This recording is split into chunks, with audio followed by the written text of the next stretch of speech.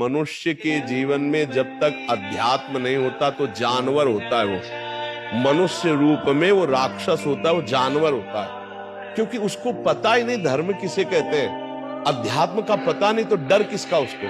देखो, डर जब तक भगवान का और धर्म का नहीं होगा तब। हम एक किसान की बात करें, उसने 100 रुपए का गेहूं बेचा और 110 रुपए आ गए उसके पास। तो जब घर में गिना गया तो 110 रुपए थे।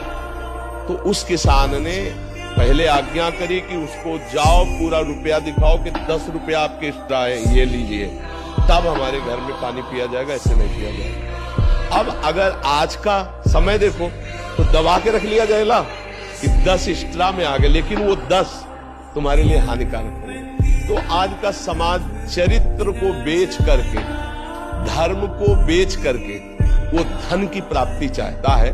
पहले था सर्वस्व का चाहे नाश हो जाए पर चरित्र नष्ट नहीं होगा और धर्म नष्ट नहीं होगा। आज धर्म और चरित्र दोनों की आहुतियां दी जा रही। अब देख लीजिए ना, अब ऐसे कैसे बनेगा? अब बुद्धि बिना अध्यात्म के कैसे संभलेगी?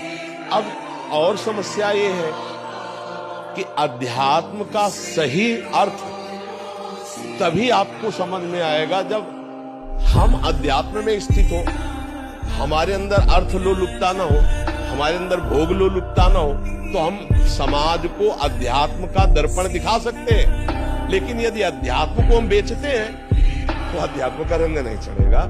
ऐसे अध्यात्म को भी पाखंड में बदला जा रहा है। अब उसका सुधार नहीं हो सकता। सुधार सत्य मार्ग में चलने से ही होगा, और सत्य मार्ग में चलना तभी आएगा जो सत्य मार्ग में चल रहे हैं उनका अनुसरण किया जाए। अब बड़ा कठिन है सत्य मार्ग में चलने वाला मिलना। भगवान के हेतु की कृपा कहो कि अभी कुछ संत हैं जिनके वचनों के द्वारा हम जान पाते हैं कि धर्म किसे कहते हैं और अधर्म किसे कहते हैं। नहीं, आज का समाज में नवयुवक पीढ़ी है, वो अधर्म और धर्म का कोई मतलब नहीं, केवल वासनाओं की पूर्ति से मतलब है। ये जो आज चल पड़ा,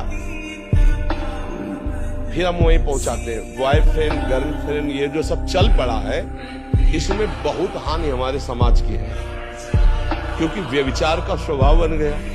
अब गृहस्थी में इनका व्यभिचार का स्वभाव मिटेगा नहीं। पति पत्नी में कभी भी एक प्रेम नहीं हो सकता, इनका एक जगह स्थिर नहीं हो सकते, क्योंकि चंचल स्वभाव बन गया। अब इस चंचल स्वभाव में हिंसाएं होंगी, बहुत हो रही हैं, आप देख लीजिए। इसी चंचल स्वभाव व्यभिचार के कारण हिंसा वृत्ति बढ़ गई, इसी के कारण व्यसन बढ़ गए, नशे बढ़ गए। किसी ने किसी को धोखा दिया, किसी ने किसी को धोखा दिया, कोई किसी तरह ब्लैकमेल कर रहा है, कोई। तो ये गंदगी बढ़ती चली जाएगी, क्योंकि अब इसके लिए हम अपराधी हैं तो कोई सरकार भी नहीं रोकेगी। बालिक है, हम अपराधी हैं तो कोई नहीं रोकेगा। अब धर्म क्या कहता है और ये सब क्या हो रहा है?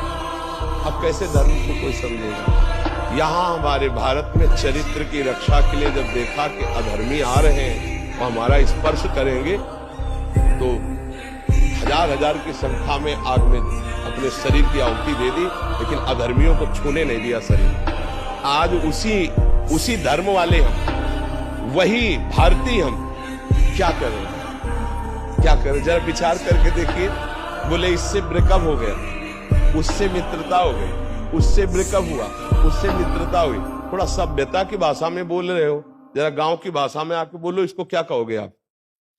अब वो चरित्र भला तुम्हारा जो नष्ट हो गया, वो तुम्हारी बुद्धि को अशुद्ध कर देगा। अब तुम्हें आगे कैसे बढ़ने देगा? अब तुम परोपकार करोगे? नहीं। बच्ची है, जब चंचल हो गई तो कईयों को ब्लैकमेल करती है। बच्चा है, जब चंचल हो गया तो उसको ब्लैकमेल कर रहा है, और जब वो नहीं संभल पाए तो अपने जीवन को नष्ट कर रहे हैं, घोर व्यसन कर रहे हैं, ड्रग्स है, नशेबाजी है। तो ये एक जगह नहीं, बहुत